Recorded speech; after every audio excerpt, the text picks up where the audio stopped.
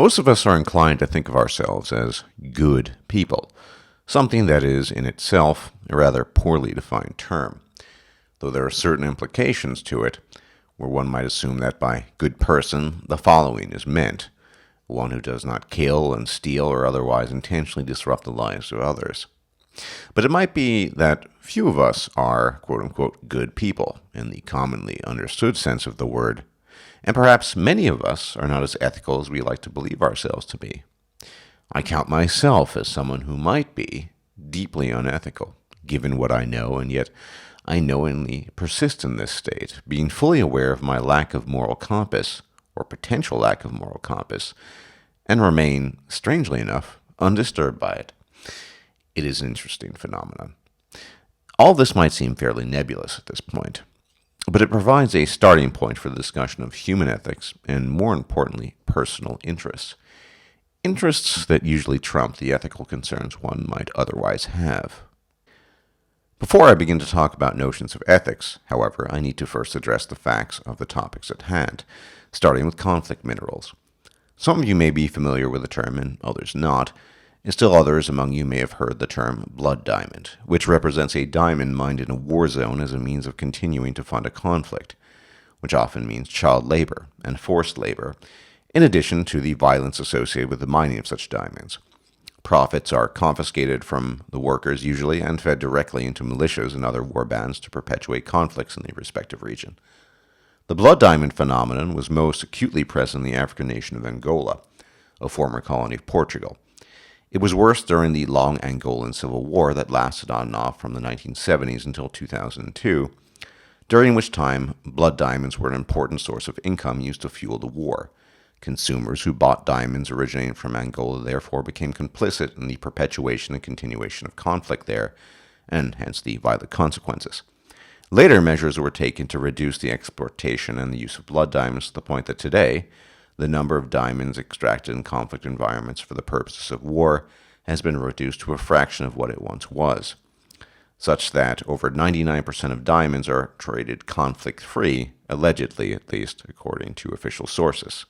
However, diamonds are relatively rare and do not have the range of applications that conflict minerals do, nor are conflict minerals as expensive and hard to obtain. The conflict mineral, by contrast, is a relatively recent phenomenon that is intimately tied to the development and inception of modern electronics, and in particular, computers, laptops, and mobile devices. Specifically, in the Democratic Republic of Congo, there has been, and remains to some degree, conflict that has been funded and perpetuated by the presence of an abundance of incredibly valuable minerals in the country that the entire world depends on.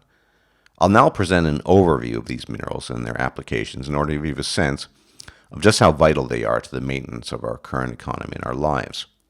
There are 4 minerals that are essential to the production and maintenance of the current world's electronic empire, found in great abundance in the Congo.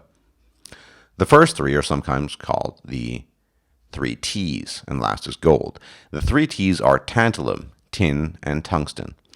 Tantalum stores electricity in your electronic devices, including phones, computers, cameras, laptops, and just about everything else that requires electricity to run, more often referred to by the name of the base ore coltan. It is specifically used in the creation of electrolytic capacitors, present in a vast number of electronic devices. Cassiterite, or its derivative tin, is used as an important solder on circuit boards, and tungsten, derived from wolframite, allows mobile devices to vibrate. Gold in this context is used to coat wiring in electronic products and has the highest value of any of these minerals. The Congo happens to have great stores of all of these minerals, and somewhere in the range of 60 to 80% of the world's stores of coltan. Once again, without these minerals and their applications, our world as we know it would grind to a halt. Enter the conflict mineral scene, which is similar to the blood diamond scene but far greater in scope and scale.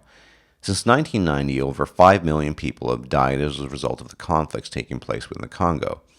And child labor, slave labor, rape, and killings are rampant and are all part of the cocktail brewed in this conflict.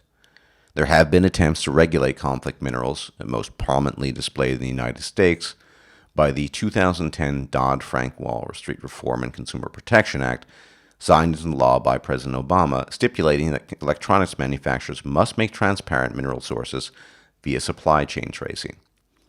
This has in fact had some effect on the conflicts in the Congo, albeit a minimal one, and Intel has even recently announced that all its products will be made conflict-free, and some other companies are taking initiatives as well.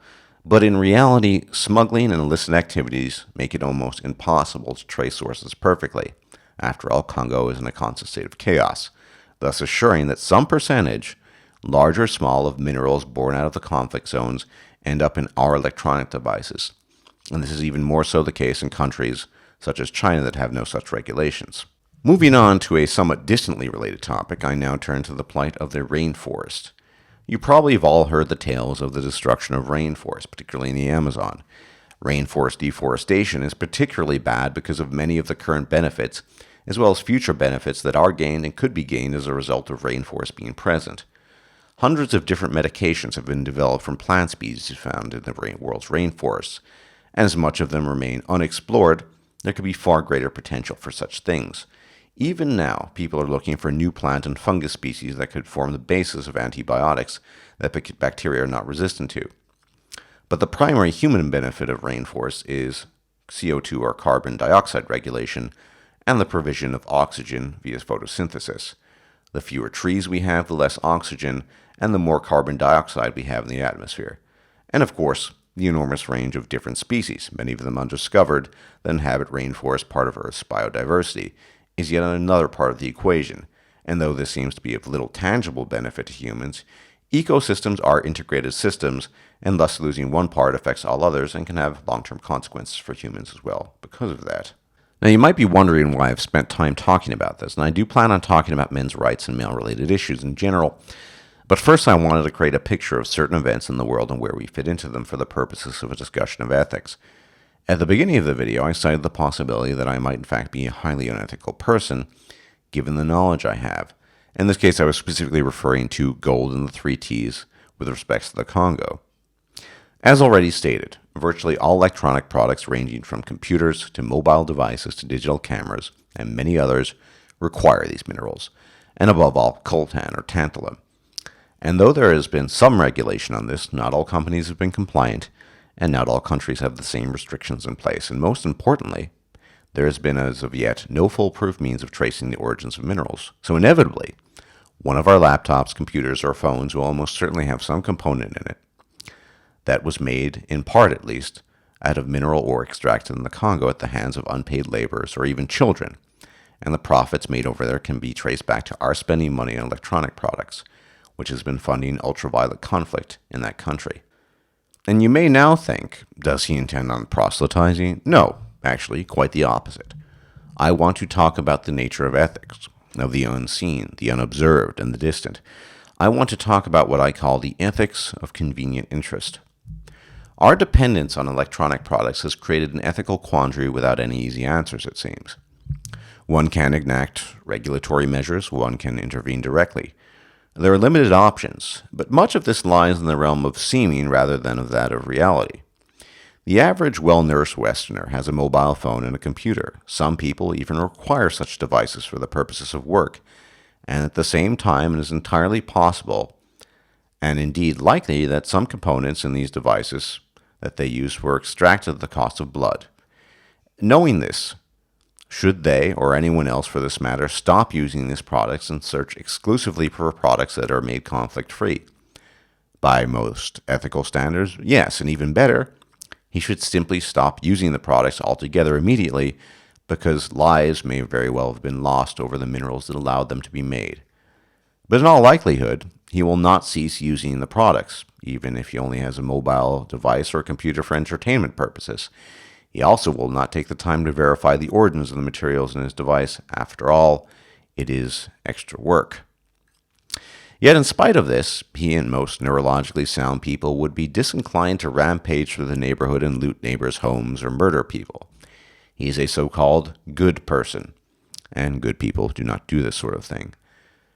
But he is factually complicit in the continuation of conflict, where people, and specifically children, are forced to work in mines. Men and women are raped and killed, and people are looted and robbed. His financial contributions to this were made in order to have a computer and mobile device, and even in possessing this knowledge, it is very unlikely he would do anything about it. We can, of course, always just say, one person cannot make a difference, and in this regard, it likely would be accurate. After all, one person's non-participation would almost certainly not ameliorate the situation. But the point of non-participation would not be making a difference so much as it would be removing moral complicity and the crime and violence that takes place in the Congo. But humans just don't work like that, now do we? How do we work then? Human interest is perforce partial. To be interested in something is to say you are partial to it. After all, how can impartiality be the ruling force in interest? Interest is normally followed by pursuit. Thus, the impartial and interest cannot coincide. They are in conflict. But ethics and ethical concerns are thought to be universal, thought to be impartial. One murder is on par with another murder. No matter the person being murdered, the crime is equally horrific. Murder is murder, theft is theft. Yet few take the time to think past the abstract to the realm of the pragmatic reality most of us inhabit.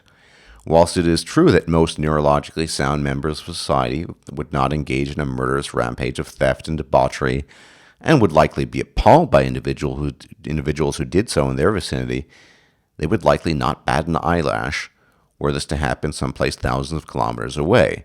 And more importantly, they would bat just as few eyelashes if they were told that the circuit board in their computers had been assembled in order to fund mass murder and theft. One could view the images, take them in, and rather unremarkably not be affected by them one way or another. And why? Because in the realm of the pragmatic, whether we like it or not, and more importantly, choose to concede it or not, personal interest trumps the suffering of others. And it is only when personal interest inflicts suffering on others in the immediate vicinity, or in other words, in the visible realm, that people tend to notice and be concerned, if only because it disrupts the normally fair and harmonious environment we live in.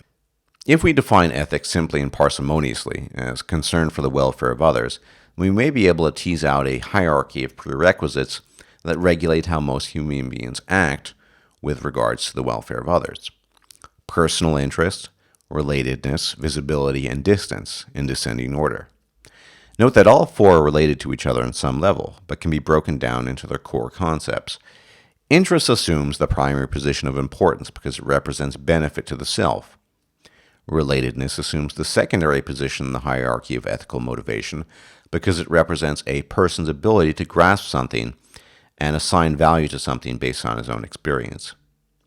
Visibility assumes the tertiary position because it represents what can be plainly seen or not, based on the out-of-sight, out-of-mind principle.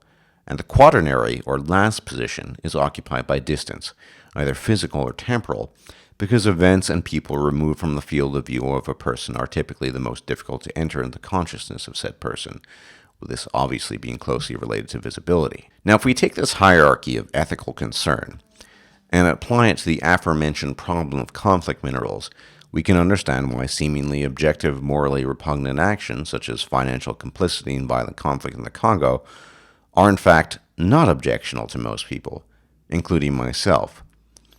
I speak here, of course, not from a position of idealism, but one of pragmatism.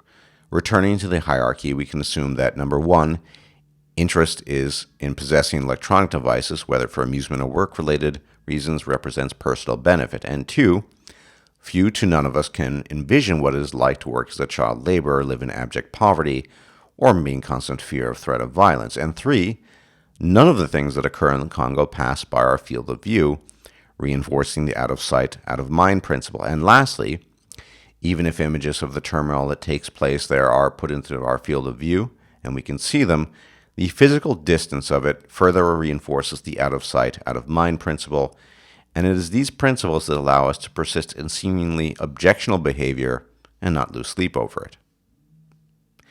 This model can be used to understand the deforestation of rainforests as well.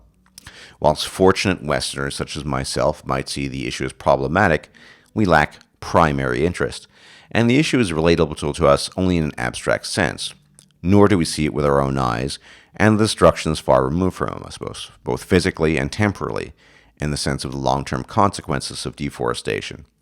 And I say this as someone who would personally prefer the preservation of the rainforest and is interested in it from a scientific perspective, but this is not primary interest. Even as I write this, for example, wide-scale deforestation and habitat destruction on the Indonesian island of Borneo is taking place, which has one of, if not the greatest biodiversity on the planet. Much of this takes place in order to propagate palm oil plantations, and one of our very close cousins, the orangutan, is losing its habitat. Add this to the slow reproductive rates of the orangutan, and the fate of our fellow primates seems assuredly sealed. And I, as someone with zoological interest in the orangutan, can say that this is a bad thing. But the dirt-poor laborer who chops down the rainforest in order to survive, that he might pay for food and accommodation, to this man I can say nothing. He has a primary interest in the destruction of the rainforest because it gives him an income. And I understand this. And even if points 2, 3, and 4 in the hierarchy of ethics were relevant to him, point 1 always takes precedence, just as it does for me and you with regards to the issue of electronics. I understand the position of the Indonesian logger from the perspective of my own self-interest with respect to my own needs. In light of this, we can understand why moral proselytizing is futile, fruitless, and a needlessly hypocritical activity. Be it done by animal rights activists, vegan fanatics, political ideologues, gender activists, or any other variant of the vagrant morality preacher. We live in a rather complex world of oft-times poorly understood interlocking pieces, and frequently strongly oppositional personal interest, and where the question of which interest is most important is meaningless because of the absoluteness of its subjectivity. Most important to whom? And now we turn to men's rights or male issues, which, like any other activity, falls somewhere within the spectrum of a prioritized hierarchy, depending on who one is and where one stands. Though in the case of men's rights, the issues are clouded by human misperceptions that can tend to confuse and bemuse. The human male occupies the default position of hyper-agent, the human female the default position of hypo-agent. This has a profound effect on human perception of identical deeds. Positive contributions on the part of men are viewed and perceived as the unremarkable norm, unworthy of exceptional attention, whereby negative contributions, such as crime, or non-contributions, such as indigence and homelessness, are simply not picked up on by human radar in the case of the latter, or draw particularly strong attention in the case of the former. The hyper-agent suffers from invisibility in a state of powerlessness, as is the case of homelessness, mental and emotional suffering, or simple physical pain, inflated attention in the case of misdeeds, and a mere proverbial nick of the head at what is considered routine male activity, the positive doer, if you will. Conversely, the hypoagent, embodied by the human female, is someone who is the recipient of the opposite. Normal activities are lauded beyond measure, and indeed female anomalies such as Marie Curie become immortal spokeswomen for the accomplishments of womankind. There being so few such personages, their status and deeds receive far more attention, praise, and acknowledgement, whereas misdeeds are viewed as less harmful because they are perpetuated by a hypoagent, someone with less power to act, and helplessness creates a greater visibility because those seemingly more inclined to the role of the helpless naturally require more help, hence greater visibility. People see women more readily than they see men. But the question to be posed here is where these paradigms fall within the previously discussed hierarchy of interests, relatedness, visibility, and distance. A human agent of whatever sort will pursue interests that are of benefit to him or her. Male interest, or men's rights, as it should be understood by now, are those things that benefit men and not women. This rather obvious fact seems to confound people who are involved in these matters. A woman is unlikely to ever have direct interest in something that does not convey personal benefit to her, and where it seems to be the case, there are factors of relatedness to consider. Number 2 in the hierarchy, such as genetic relatedness in the case of mothers and siblings to men. This is almost certainly where Girl Writes What fits in. As a mother of 2 male offspring, she does have a personal interest in men's affairs. After all, it is her genetic legacy. But what of the case of women who have no genetic male relations? In all likelihood, issues of men's rights and male-specific issues will fall on deaf ears because they can neither relate to the matters being presented nor is there any degree of relatability. This is further compounded by the problem of visibility, as the suffering and unsuccessful man is the least visible member of our society. In fact, he is the invisible man, being neither seen nor perceived, compounded by a lack of relatability or personal benefit to most men and women. This creates a nigh impossibility to communicate the needs of male rights to the outside observer. Hence the likely insurmountable difficulty tied to the project. Even within the so-called manosphere, things can be complicated. Though I am a man going my own way, I am not an MRA. And some of the reasons are that two of the primary issues that come to the fore in men's rights are marriage and fatherhood, and I have neither interest in nor relatedness to these issues, nor do I encounter them in my daily life. The issues the MRA seeks to address are by and large as foreign to me as the suffering of an enslaved miner in the Congo. Now, of course, none of this means that one should not pursue causes that are important to oneself, but in doing so, one ought to strip oneself of unreasonable expectations of others. For example, it is not reasonable to expect that women in particular take interest in the matters and affairs of the human male, because for most women there are no coinciding interests, no relatability, and a lack of visibility and distance, because male suffering is not something perceptible to them. This is not by design, it simply is. It's the way the world works. And we can spend much time wishing the world to be something it is not, for it to be a place where all concerns and plights receive equal attention. But this shall forever remain a fantasy of well-wishing. Above all, this is why I am an observer. I observe the human world as it is, and it is a world where change is certainly possible. But not all change is of equal plausibility. Some things may well be incorrigible and lacking in complete and permanent solutions. This could possibly apply to the issue of conflict minerals, deforestation, of rainforests, and indeed men's rights. It is not a certainty, but a likely state of affairs that some things, no matter how grave the circumstances might be, shall never rouse us to action in the numbers required to effect change, because importance is a matter of perspective and is subjective, as is the benefit derived from effected changes. How many of us will forsake our computers and mobile devices for the sake of the suffering of those we have never met and shall never meet? Precious few, I think. And so too does this apply to the masses when confronted with something as seemingly irrelevant as men's rights. These are, after all, the ethics of convenient interest. Thanks for watching. Links will be in the low bar as usual. Take care.